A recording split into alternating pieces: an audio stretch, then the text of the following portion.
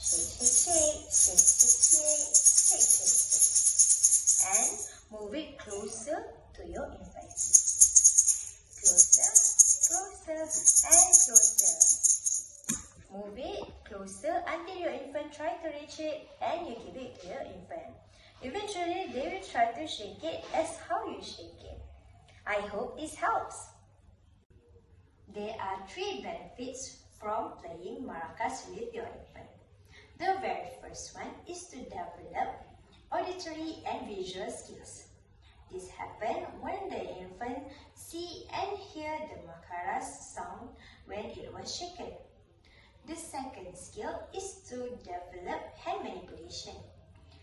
This is when the infant shake the maracas by themselves using a gross movement. The last but not the least is to enhance hand-eye coordination. This is when the infant move the maracas with their hand and they look at the sounded maracas when it was shaken. The suitable age to play this game is 12 months old and above. That is all from me, Teacher Akmal from Autism Gym Center. Hope you liked the video.